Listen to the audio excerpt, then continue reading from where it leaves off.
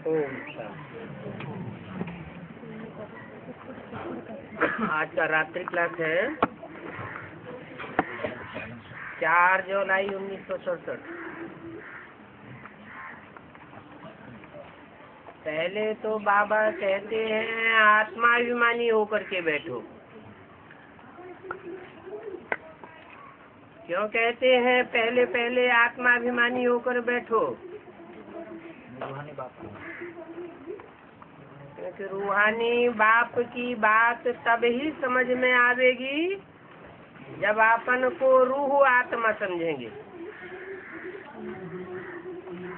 एक तो रूहानी बाप देहाभिमानी बच्चों से बात ही नहीं करते। रूहानी बाप रूहानी बच्चों से बात करते हैं। देहाभिमानी बच्चे रूहानी बाप की बात को समझ ही नहीं सकते। आत्माभिमानी को आस्तिक कहा जाता है और देहाभिमानी को नास्तिक कहा जाता है। आस्तिक माना ही आस्था है। किसके ऊपर आस्था है? चैतन्य के ऊपर आस्था होती है या जड़ के ऊपर आस्था होती है?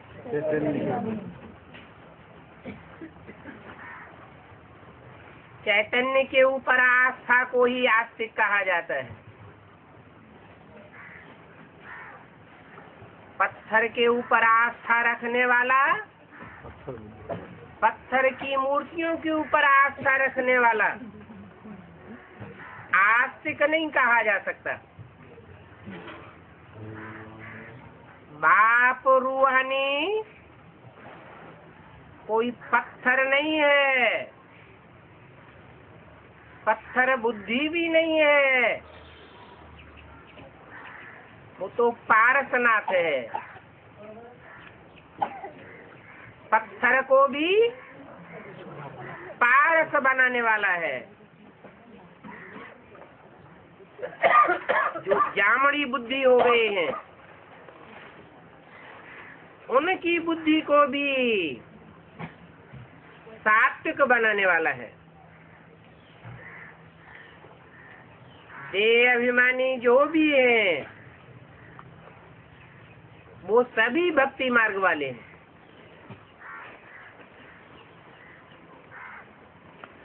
और आत्मा अभिमानी जो भी है ज्ञान मार्ग, वो ज्ञान मार्ग वाले हैं।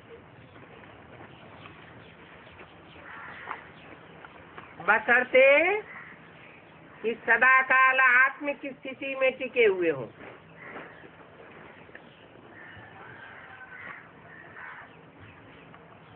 तो देही अभिमानी है ज्ञान वाले, तुम आस्तिक भी हो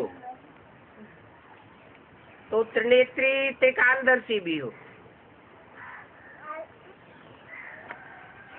ये ज्ञान का तीसरा नेत्र सिवाय बाप के और कोई दे नहीं सकता है। वो बाप ही ज्ञान का सागर है। वो ही आकर के रास्ता बताते हैं। त्रिनेत्री त्रिकालदर्शी फिर कहते हैं त्रिलोकीनाथ।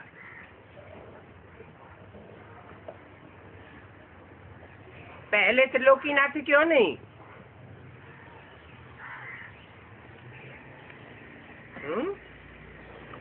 त्रिनेत्री त्रिलोक का ज्ञान देते। पहले तो ज्ञान चाहिए।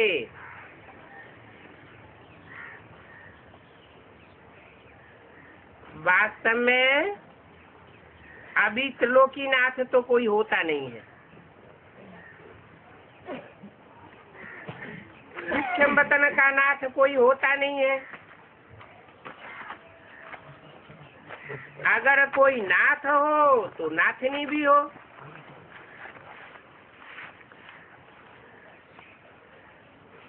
बच्चे जानते हैं कि ब्रह्मा और विष्णु तो यहाँ के हैं,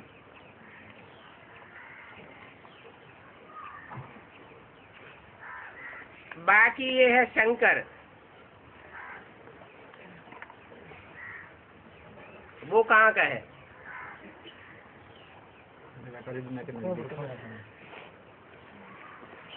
शंकर है आकारी। पार्ट कहाँ चलता है? साकारी दुनिया में। शंकर का कोई पार्ट नहीं। पार्ट होता है साकार कर्मेंद्रियों से। वो तो याद में बैठा हुआ दिखाया जाता है। याद के लिए कोई कर्मेंद्रियों की दरकार नहीं। तो जैसे उनका तो कोई पार्ट ही नहीं है।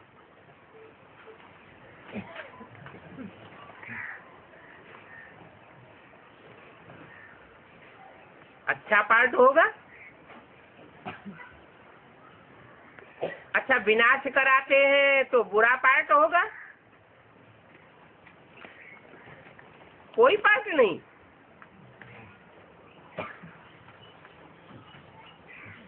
इसलिए गीता में कहा हुआ है, जो आत्मनिष्ठ होता है वो सारे संसार का भी विनाश कर दे तो उसके ऊपर कोई पाप नहीं लगता।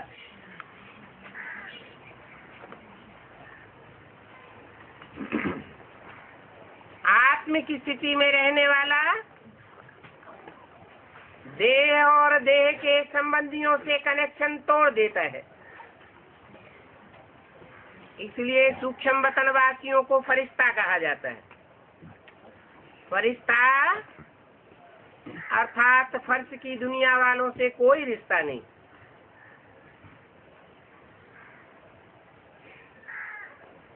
तो ये भक्ति मार्ग वालों ने चित्र बनाए रखे हैं।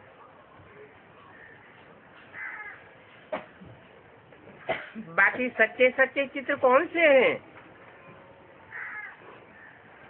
हाँ, शिव का चित्र ठीक है।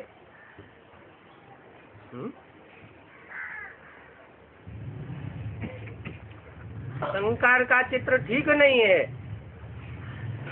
और शिव का चित्र ठीक है। ये क्या बात हुई?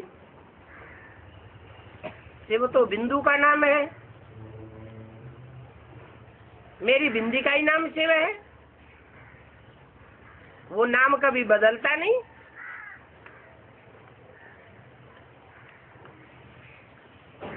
तो चित्र कैसे बनेगा?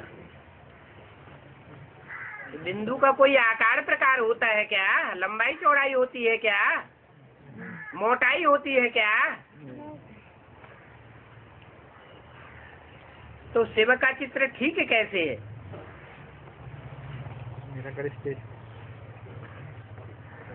नहीं, जिस मुकर्रर रथ में प्रवेश करता है उसमें पार्ट बजाने वाला कौन है? शिव है। और पार्ट कर्मेंद्रियों से ही बजाया जाता है।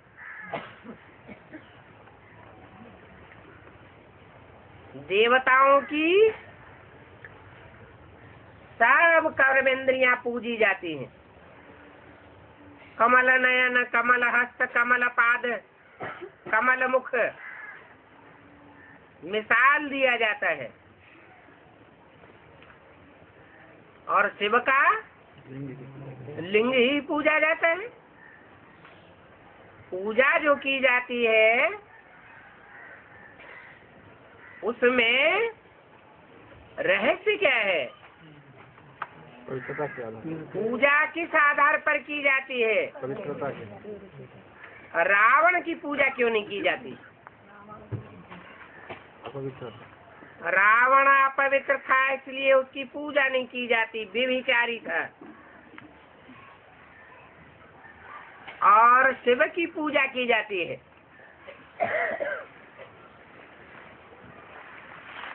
शिव को एवर पूज्य कहा जाता है। देवताएं भी पूज्य होते हैं, लेकिन उनको एवर पूज्य नहीं कहा जाता, क्योंकि देवात्माएं भी द्वापर युग से दुष्टों के संग में आने से क्या हो जाता है, पतित बन जाती। तो एवर प्योर उसे कहा जाता है जिसको कोई के संग का रंग न लगे। तो वो शिव ज्योति बिंदु जिस मुकर्रर रथ में प्रवेश करके पार्ट बजाता है,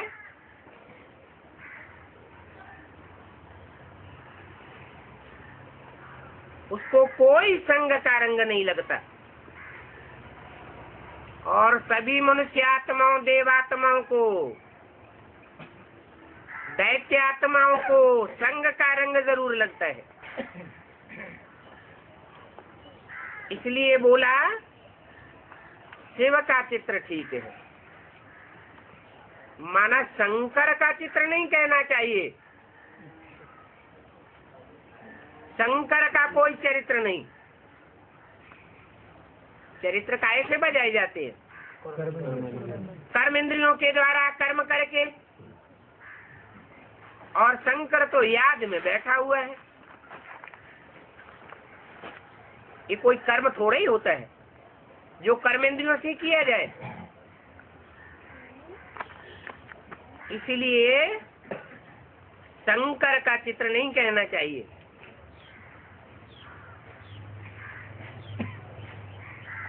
विष्णु और ब्रह्मा भी सुलोक में आ जाते हैं। विष्णु अर्थात लक्ष्मी और नारायण का कंबाइंड रूप। शंकर की तो कोई बात ही नहीं।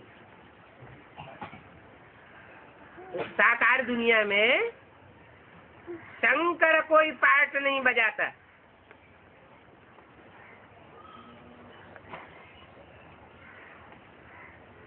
फिर मस्तक में चंद्रमा किसकी यादगार है? ज्ञान चंद्रमा ब्रह्मा। ब्रह्मा की सोल प्रवेश करती है। ब्रह्मा के रूप में या प्रजापिता ब्रह्मा के रूप में टाइटलधारी होने के कारण पार्ट बजाती है।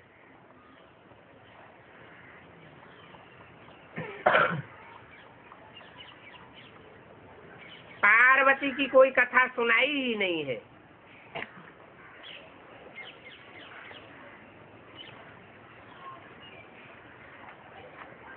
कथा सुनाई है तो शिव बाबा ने सुनाई है। शंकर को अमर नहीं कहेंगे।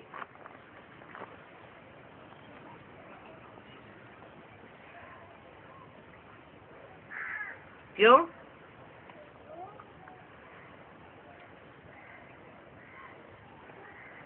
अमर माना देवता, जिसकी मृत्यु न होती हो। अमर तो शिव बाबा है। इस सृष्टि पर सदा कायम कोई चीज होती नहीं। सदा कायम तो इस सृष्टि पर शिव बाबा है। कैसे?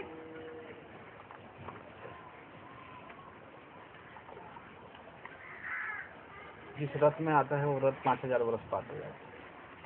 रथ कहाँ रहता है 5000 वर्ष? पाटधारी। हाँ, शिव जिसमें आता है वो पार्टधारी शूटिंग पीरियड में जब से उसमें आकर के प्रत्यक्ष होता है, तब से लेकर के और 500-700 करोड़ की दुनिया जब तक नष्ट नहीं होती, तब तक उसको मृत्यु को पाते हुए कोई देख नहीं सकता। ये किसका प्रताप है? ये शिव का प्रताप है। तो हमारे शिव बाबा है। तो देखो ये सब भक्ति मार्ग के गपोड़े हैं।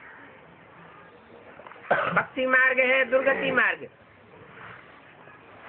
ज्ञान मार्ग का तो उनको पता ही नहीं है। गाते भी है सदगति दाता परमपिता परमात्मा।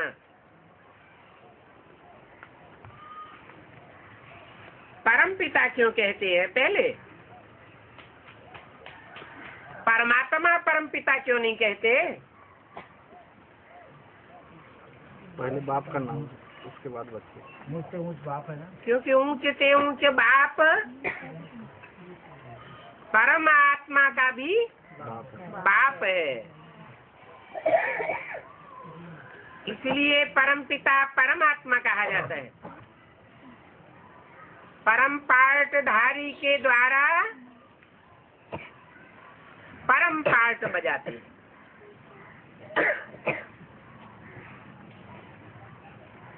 और गुरु भी तो और किसी को नहीं कह सकते हैं। गुरु तो होता है सदगति के लिए। सदगति न ब्रह्मा करते हैं, न विष्णु करते हैं, न शंकर करते हैं। अगर वो सदगति करते हो, शंकर सदगति करने वाला हो, तो याद में क्यों बैठा है? याद में बैठा है माना वो सदगति करने वाला नहीं है, उससे भी ऊपर कोई है जो सर्व का सदगति दाता है। वही गुरु है। गुरु माने भारी, सबसे वजन वाला वो है।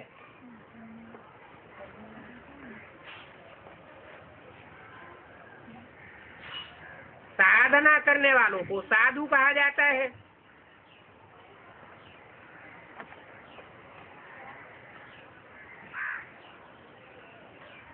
काहे की साधना करते हैं?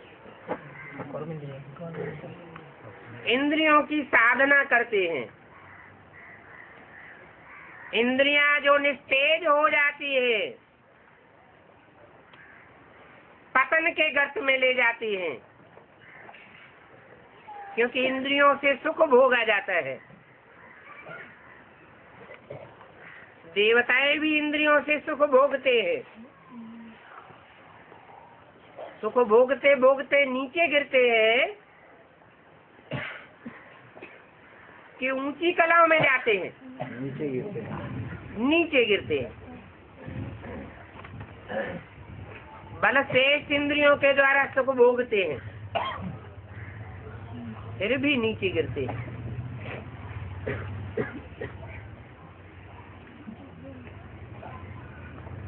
तो साधु साधना करते हैं कि इंद्रियों से निस्तेज न होने पावे।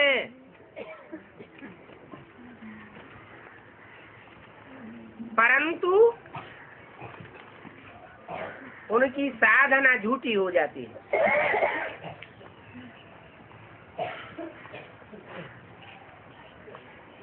वो साधना करते करते निस्तेज हो जाते हैं।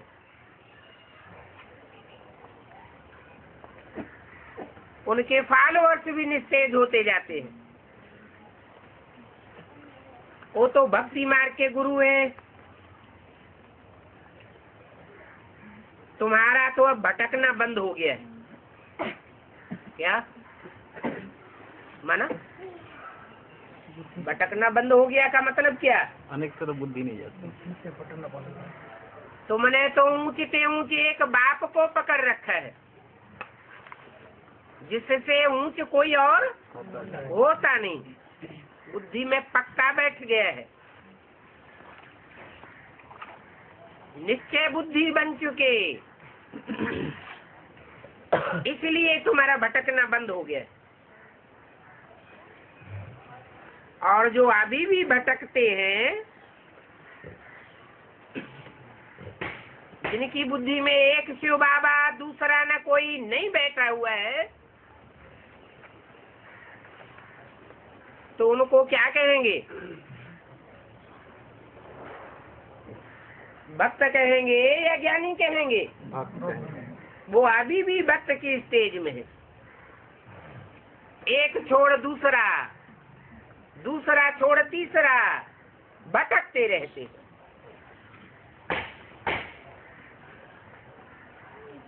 तुम्हारा तो भटकना बंद हो गया, तुम तो बहुत ही सुखाली कमाई कर रहे हो।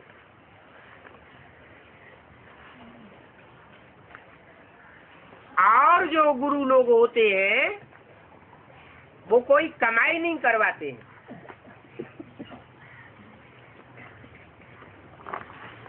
क्या करते हैं? और ही माथा मोड़ लेते हैं। माया क्या करती है? सन्यासी भी क्या करवाते हैं? माथा मुड़वाते हैं। माया रावण उनका भी माथा मुड़ लेता है।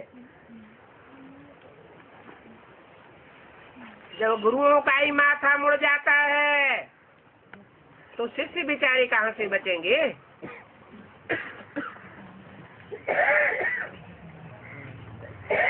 तो वो गुरु लोगों कोई कमाई नहीं करवाते हैं, खुद भी गवाते हैं और अपने फॉलोअर्स को भी घाटे में डालते हैं।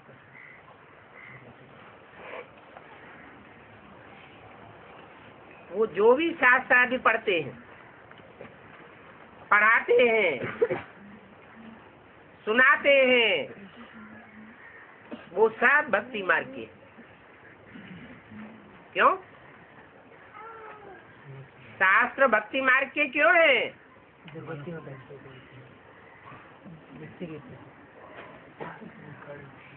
क्योंकि ज्ञान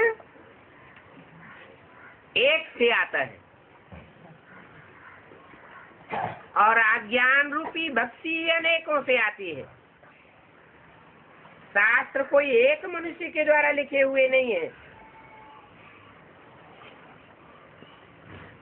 अनेक मनुष्यों के द्वारा अनेक प्रकार के शास्त्र लिखे हुए हैं।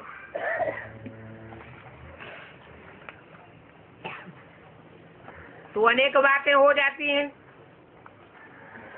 अनेक रास्ते हो जाते हैं।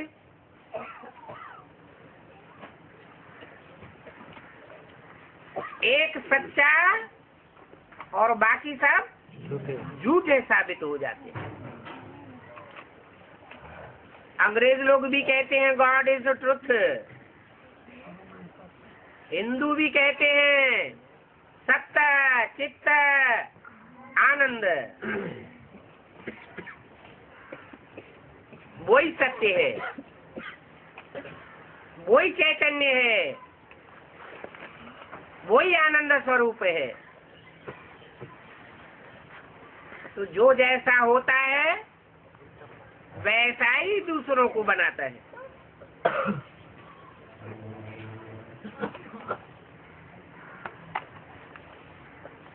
तो वो शास्त्र नहीं पढ़ते पढ़ाते हैं,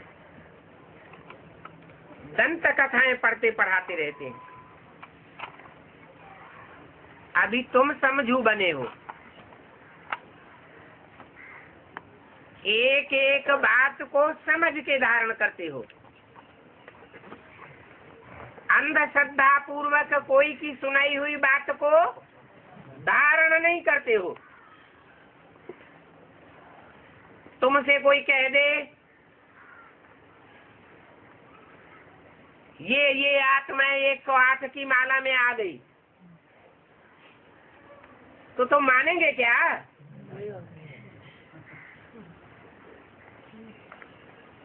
बुद्धिमान बाप के बच्चे बिना किसी प्रूफ और प्रमाण के कोई की बात को मानने के लिए तैयार नहीं होते। हमारा बाप तो बुद्धिमानों की बुद्धि है,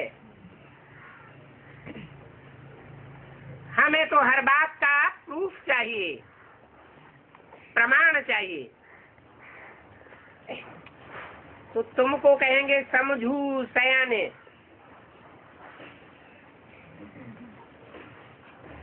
कहेंगे कि ज्ञान की धारणा भी नंबरवार होती है।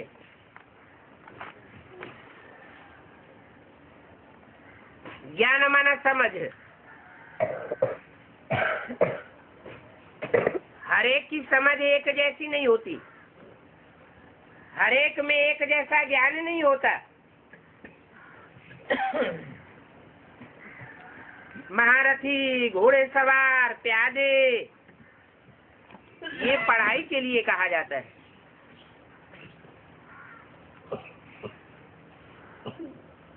ये तुम्हारी राजधानी स्थापन हो रही है।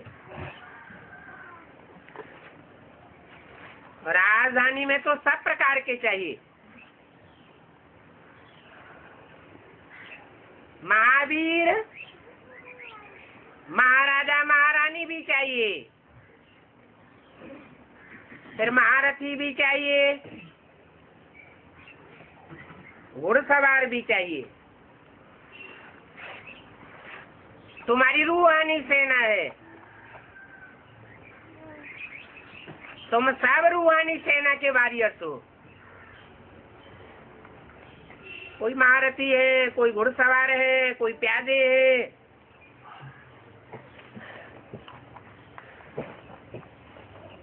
पुरुषार्थ की दौड़ में प्यादे तेज दौड़ेंगे या घुड़सवार तेज दौड़ेंगे?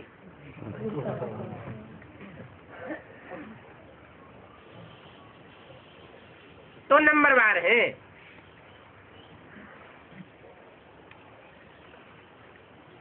भक्ति मार्ग में तो दुख ही दुख होता है। भक्ति मार्ग वालों को कहेंगे रोलू।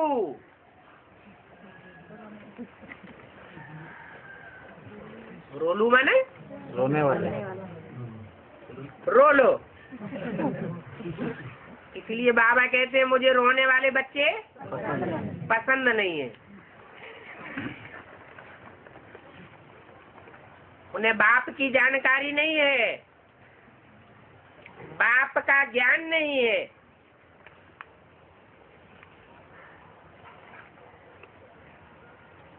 बाप तो रुलाने वाला नहीं है, रुलाने वाला रावण होता है। रावण है।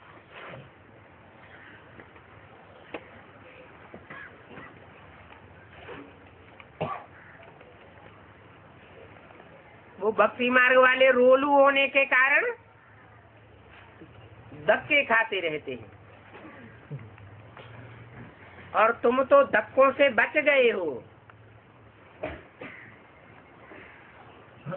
वो सब है नास्तिक। कौन? भक्ति मार्ग वाले, जो अनेक गुरुओं के पीछे दौड़ते रहते हैं, चाहे बाहर की दुनिया में हो, चाहे बेसिक नॉलेज में हो, चाहे एडवांस नॉलेज में हो, वो सब है नास्तिक।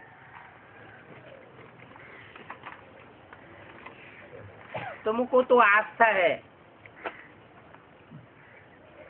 एक बाप के ऊपर, एक बाप दूसरा न कोई। तुम बाप को जानते हो, उठते बैठते चलते बाप को ही याद करते हो।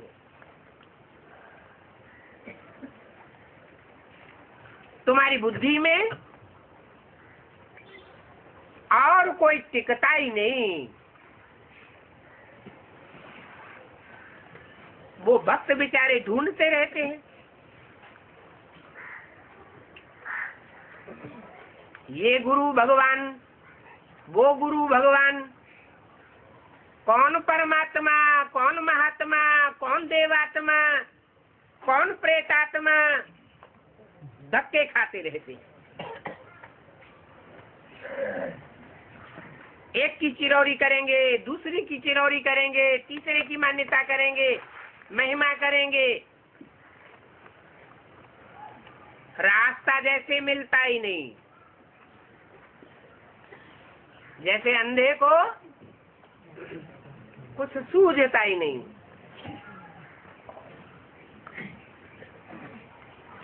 तो देखो भक्ति मार्ग में कितनी तकलीफें हैं।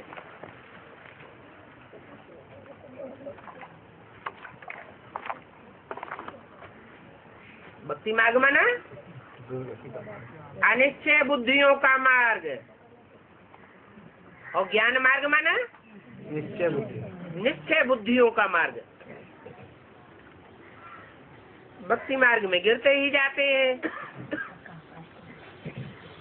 क्या गिर रहे हैं? तो कौन से मार्ग में है? भक्ति मार्ग। कहते हैं अवस्था बहुत खराब हो रही है, अवस्था दिन प्रतिदिन नीचे जा रही है, बाबा की याद नहीं आती, जाने क्या क्या याद आता रहता है। तो बुद्धि पतन की ओर है या उत्थान की ओर है? पतन की ओर है।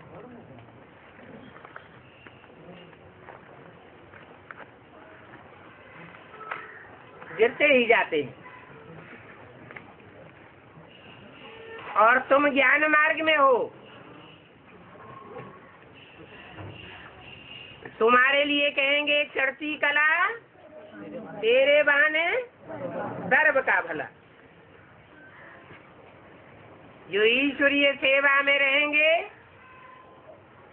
वो खुद भी सेवा का मेवा खाते रहेंगे। क्या खुशी मिलती रहेगी,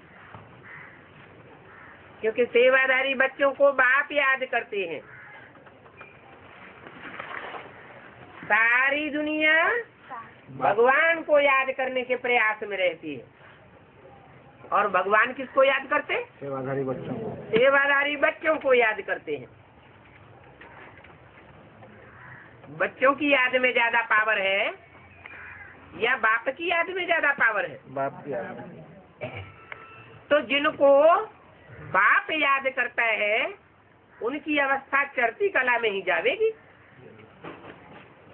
उतरती कला का तो सवाल ही पैदा नहीं होता। तुम बाप को जानते हो, वो क्यों गिरते जाते हैं? भक्त क्यों गिरते जाते हैं? बाप को जानते नहीं। क्योंकि भक्त बेविचारी बन चुके हैं। बेविचारी बुद्धि बन गई है। बुद्धि भी विचारी बनती है तो इंद्रियां भी विचारी बनती है। ज्ञान भी विचारी हो जाता है। एक को जानेंगे तो एक से सुनेंगे, नहीं तो अनेकों से सुनेंगे। तो अनेकों से सुनने वालों का ज्ञान बेविचारी ज्ञान हो जाता है। इसलिए गिरते जाते। मनुष्य बेचारे अंधेरे में धक्के खाते रहते हैं। ज्ञान से सोझरा मिलता है।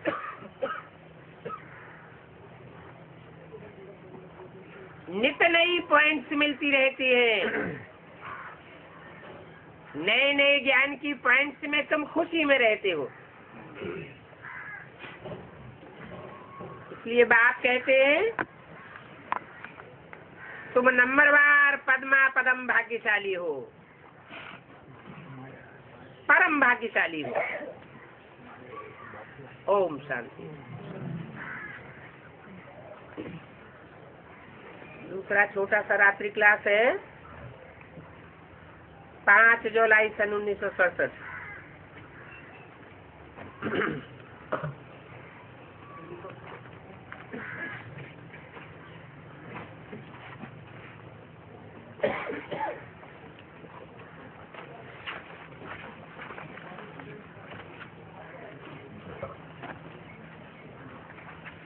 ऐसी ऐसी लोड़ियां भी बहुत निकलेंगी।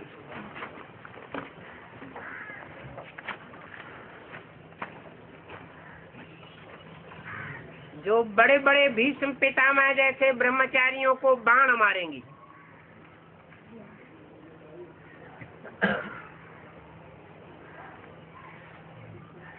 भीष्म ब्रह्मचारी रहते हैं ना, पवित्र तो बहुत रहते हैं। विलायत में भी होते हैं जो पवित्र रहते हैं।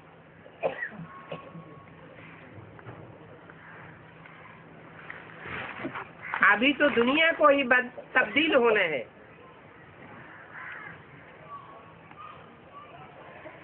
जो पवित्र रहते हैं,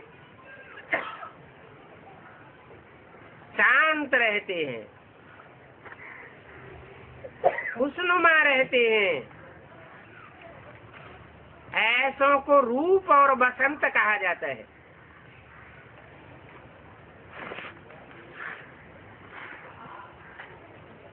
रूप क्यों कहा जाता है?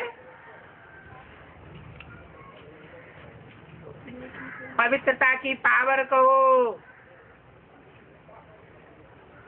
याद की पावर कहो, योग की शक्ति कहो, उससे चेहरा चमकता रहता है।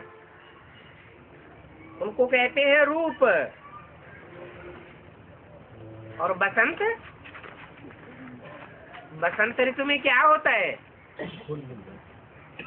चारों ओर फूलों की खुशबू आती रहती है। तो जहाँ पवित्रता होगी, बाप की याद ही बुद्धि में समाई हुई होगी, तो खुशबुएं बिखेरती रहेंगी। बाप भी रूप बसंत है।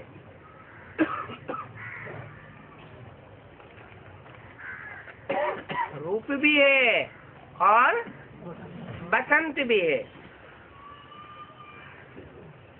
रूप तो बिंदी है। क्या?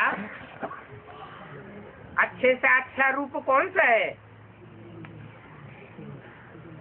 कौन सा रूप है?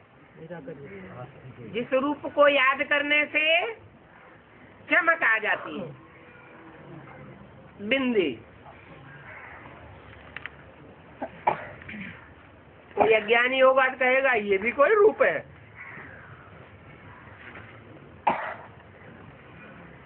बाप कहते हैं मैं रूप हूँ। जब साकार में प्रवेश करता हूँ तो रूप भी हूँ और बसंत भी हूँ।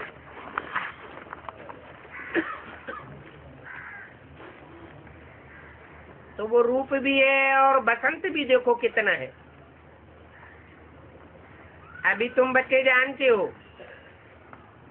कि इस दुनिया के मनुष्य कैसे खलास हो जाएंगे। कैसे खलास हो जाएंगे? मच्छर हैं?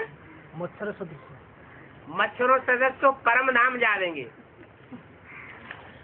मच्छरों सदस्य परम धाम जाएंगे। मच्छरों सदस्य ले जाऊंगा। कोई अहंकार नहीं रहेगा। देह अभिमान सारा खलास हो जाता है। लेकिन दुनिया के मनुष्य कैसे मरेंगे?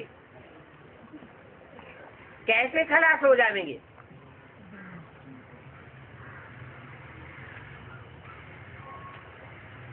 तुम पवित्र बनते हो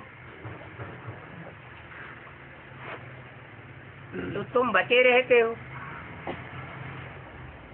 और जो व्यभिचारी बने रहते हैं वो खलास हो जाएंगे। पवित्रता से होती है नई दुनिया की स्थापना, और व्यभिचार से होता है पुरानी दुनिया का विनाश।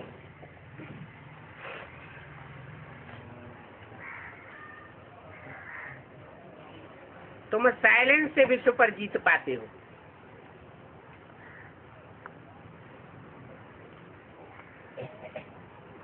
वो साइंस घमंडी है, देह अभिमानी है, देह अभिमान के आधार पर उन्होंने एटम बमों का निर्माण किया है कि हम सारे संसार को जीत लेंगे,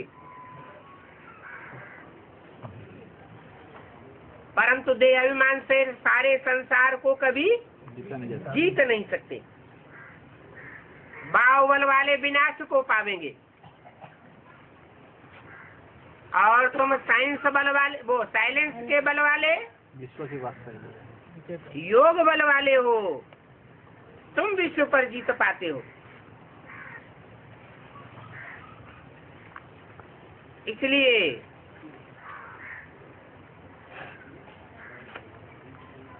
शंकर को योगी राज कहा जाता है,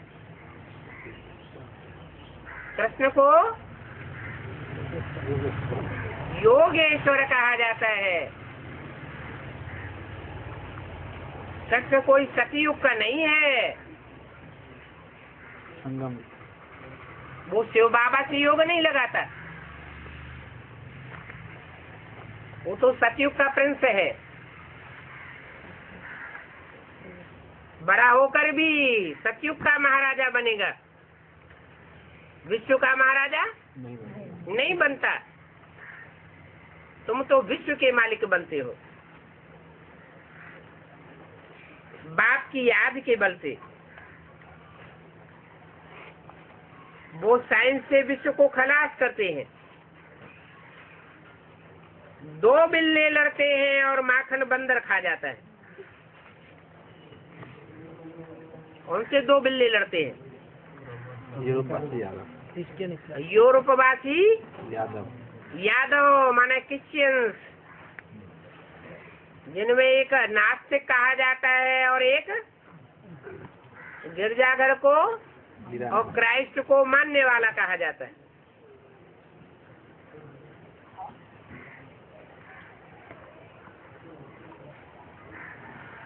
तो उन दोनों की आपस में लड़ाई होती है। वो महाशक्तियां हैं, अपन को बहुत बलवान समझते हैं। उस लड़ाई में एक दूसरे को पूरा ही खलास कर देते और विश्व की बादशाही का मक्खन तुमको मिल जाता है। यह भी यहाँ पर ही बात लगती है कि वो आपस में लड़ते हैं और मक्खन तुमको मिल जाता है। तो देखो ये पढ़ाई कितनी सिंपल है। बाप भी गुप्त है और बाप की पढ़ाई भी गुप्त है। पांडव गुप्त वास करते थे और पांडवों का पति और ही गुप्त था। पांडव किसके बच्चे थे? पांडु के बच्चे थे। पंडा बाप को कहा जाता है, रास्ता बताने वाले को पंडा कहा जाता है। दुनिया में सच्चा रास्ता कोई नहीं बताता, खुद ही रास्ता नहीं जानते। काहे का रास्ता? घर का। मुक्ति और जीवन मुक्ति का रास्ता दुनिया में कोई नहीं जानता। एक बाप ही पंडा है जो मुक्ति जीवन मुक्ति का सच्चा रास्ता बताते। तुम पंडे के पुत्र पांडव हो।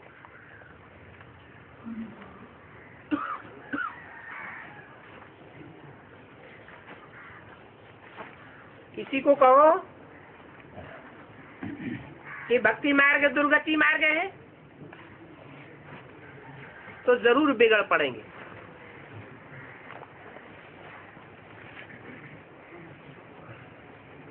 तुम बच्चों को तो गाली खाने की भी कोई परवाह नहीं है कि गाली मिलती है तो मुंह कड़ुआ हो जाता है? कोई परवाह नहीं। अगर मुंह बिगड़ जाता है इसका मतलब फीलिंग आती है, फिर नहीं कहेंगे कोई परवाह नहीं है। अगर कोई गाली देता है, धक्के मारता है और तुम्हारी बुद्धि में आता है कि हम तो पूर्व जन्म के राजा थे, हमने इसको अपने राज्य में से बाहर निकाल दिया था खदेड़ कर, वो पूर्व जन्म का हिसाब किताब ये हमसे पूरा कर रहा है, तो तुमको तो कोई फर्क नहीं पड़ेगा, तुम तो ज्ञान की पराकाष्ठा में रहेंगे। तो तुम्हें गाली खाने की कोई परवाह नहीं रहती। देखो, सबसे जास्ती गालियां कौन खाता है?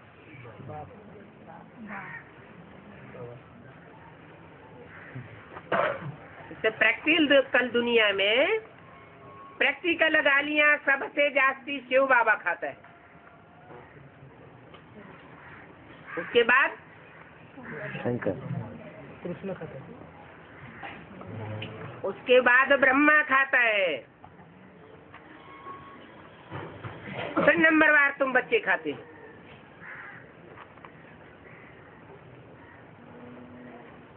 तो गालियां अगर कोई देता है तो गालियां तुमको चिपक जाती हैं क्या? एक कान से सुनना और दूसरे कान से निकाल लेना। हम जानते हैं ये तो अज्ञानी है, इसकी बुद्धि में असलियत का ज्ञान नहीं है, इसलिए गाली बकता है।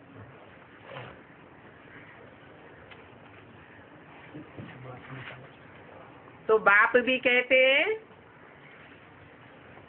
कि ये गाली खाने का भी मेरा पार्ट है। क्या? किसका पार्ट है? मेरा पार्ट है। कौन कहता है मेरा पार्ट है? जिसका नाम शिव है। शिव माना कल्याणकारी, जो सारी सृष्टि में एक एक प्राणी मात्र का कल्याण करने के लिए आता है, उसका गाली खाने का पार्ट है।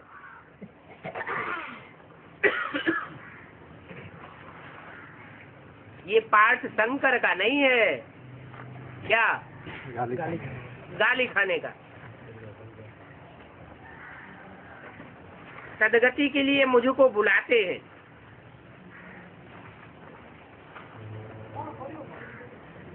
शंकर को बुलाते हैं क्या? फिर मैं साधारण तन में प्रवेश करता हूँ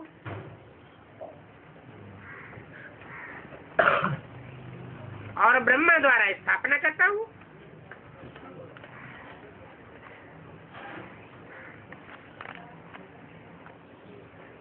साधारण कौन सा तन हुआ?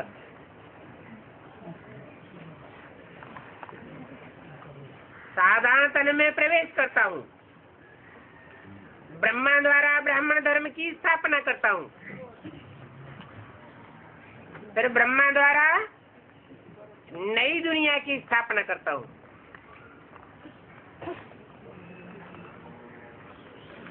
ब्रह्मा मीडिया है।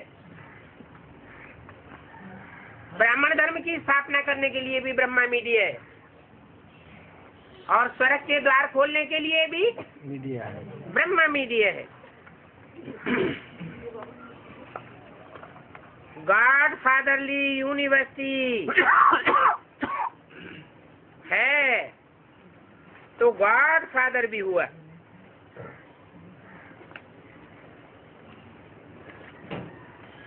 तो यूनिवर्सिटी भी हुई। यूनिवर्सिटी हुई तो सारी यूनिवर्स, सारी दुनिया का सदगति दाता भी एक बाप गाया हुआ है।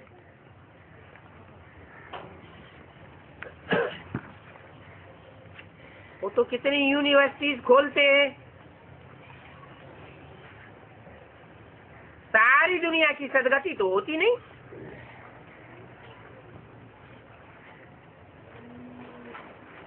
ये बातें किसी भी शास्त्रों में नहीं है। शास्त्रों में तो आटे में लून मिसल सच्चाई है।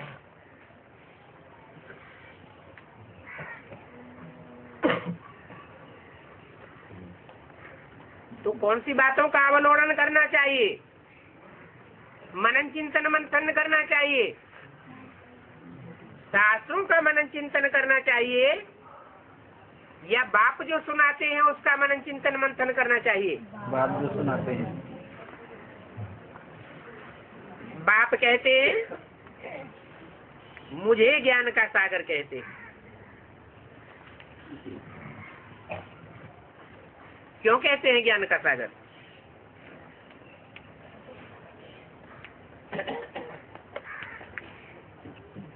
मैं अजन्मा हूँ। ज्ञान का सागर इसलिए कहते हैं कि सागर में सब नदियां आकर के मिल जाती हैं।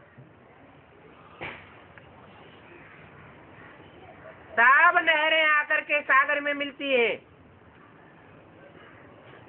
बड़े बड़े सरोवर भी सागर में मिल जाते हैं। झीलें, नाले सब सागर में जाकर के मिलते हैं। गड्ढे गड़ीचियां सब सागर में मिलते हैं।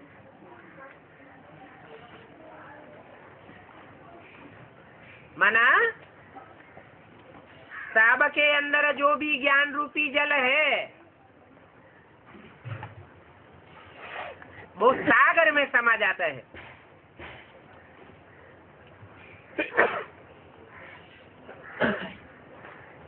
सागर एक है। मनुष्यों ने अनेक नाम दे दिए हैं। अनेक नाम क्यों दे दिए हैं?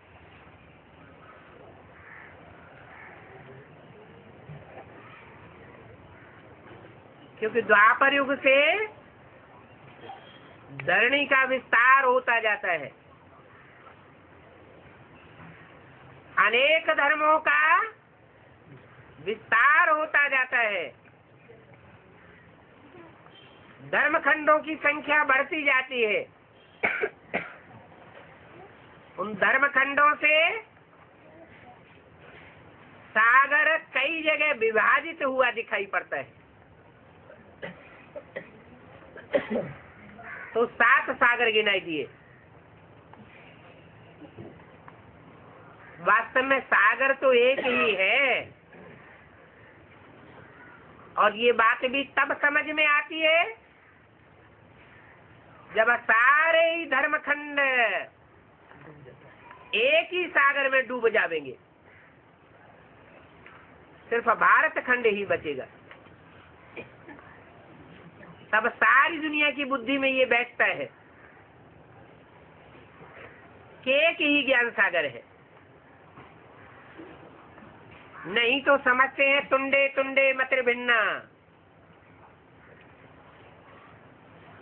अनेक भगवान बन करके बैठ जाते हैं।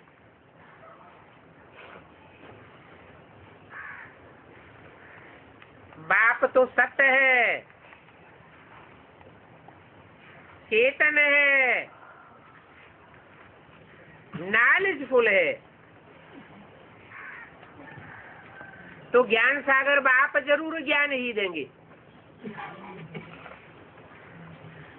जिसमें जो होगा वही तो देगा ना।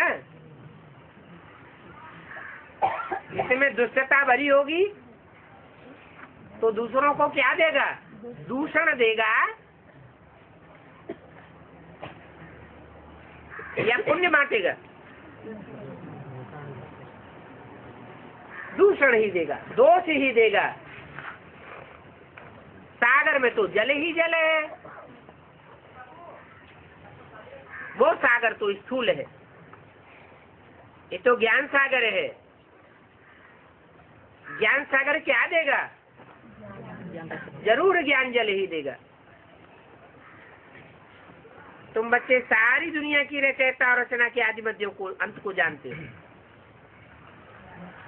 क्योंकि ज्ञान सागर के बच्चे हो। अभी बाकी थोड़ा समय है। क्यों? अभी थोड़ा समय क्यों बचा हुआ है? हैं? क्योंकि सागर के बच्चे सब कामाग्नि में जल करके भस्म हो चुके हैं, जल भुन चुके हैं। अभी ज्ञान गंगा प्रकट नहीं हुई है। अभी बाप भी गुप्त है और बाप की शिरोधारी गंगा भी गुप्त है। तो बाकी थोड़ा समय है। तुम साक्षी होकर के देखते भी हो और पार्ट भी बजाते हो। थोड़ी भी जब लड़ाई लगती है तो समझते हैं कहीं विनाश न हो जावे।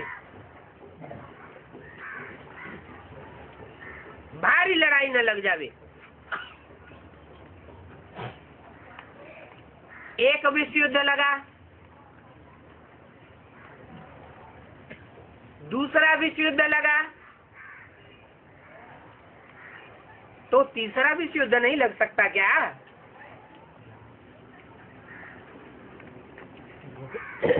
आन लगी हुई है क्या?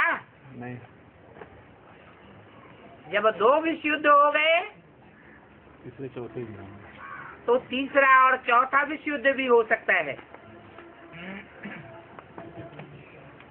तैयारी तो करते रहते हैं ना। क्या तैयारी करते रहते हैं? विश्व में आग लगाने के लिए क्या तैयारी करते रहते हैं? बम, एटॉमिक बम। कितने भयंकर बम तैयार करते हैं।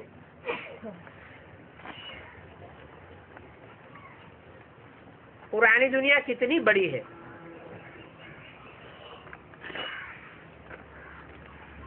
ऐसे चुटकी बजाते थोड़े ही नष्ट हो जाएगी।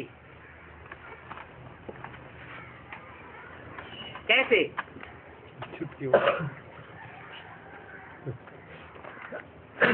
जैसे सन 76 के लिए घोषणा कर दी कि 10 वर्षों में पुरानी दुनिया का विनाश और नई दुनिया की स्थापना हो जाएगी। तो इतनी बड़ी दुनिया ऐसे खलास हो जाएगी क्या? विनाश का फाउंडेशन भी पहले किसकी बुद्धि में पड़ेगा? ब्राह्मणों की। ब्रह्मा की बुद्धि में। ब्राह्मणों की। ब्राह्मणों की बुद्धि में। जब ब्रह्मा ही स्थापना के लिए है तो ब्राह्मण किस लिए है? ब्राह्मण भी स्थापना के निमित्त है। तो किसकी बुद्धि में विनाश की चिंगारी सुलगेगी? हाँ, रुद्र यज्ञ रचते हैं तो समझते हैं कि रुद्र यज्ञ से विनाश ज्वाला निकली।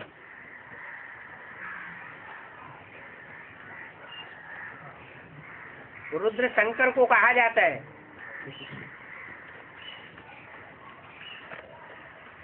समझते हैं शंकर द्वारा विनाश होता है। अब शंकर तो कुछ करते ही नहीं, फिर शंकर द्वारा विनाश कैसे? तो शक्तियां निमित्त बनी हुई है। शक्तियां आसुर संहारिणी गाई हुई है। जो शक्तियां सात्विक स्टेज में ब्राह्मण धर्म की स्थापना के निमित्त बनती है, वही फिर आसुरी ब्राह्मणों का सफाया कराने के निमित्त भी बन जाती है, महाकाली के रूप में। महाकाली की ढेर भुजाएं दिखाई जाती है।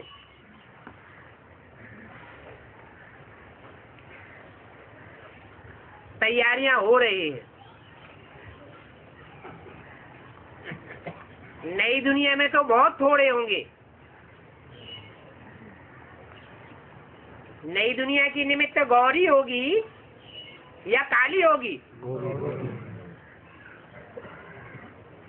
गौरी होगी नई दुनिया के निमित्त, नई दुनिया बनाने और उसकी पालना के निमित्त। जो स्थापना करेंगे वो पालना भी करेंगे।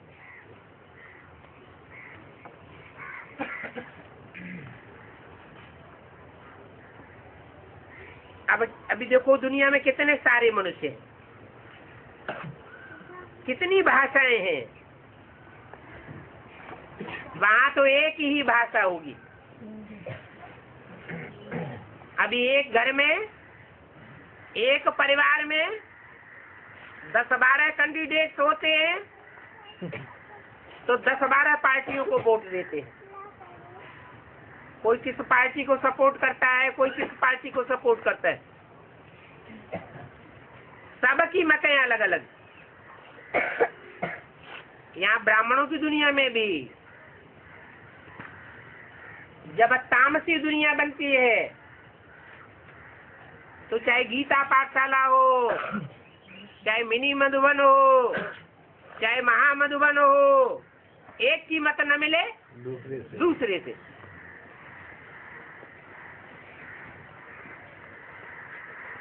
कितनी भाषाएं बोलते हैं, माने एक की भाषा दूसरे से मिलती नहीं है। एक बात कहता है, दूसरी बात कहता है, तीसरी बात कहता है।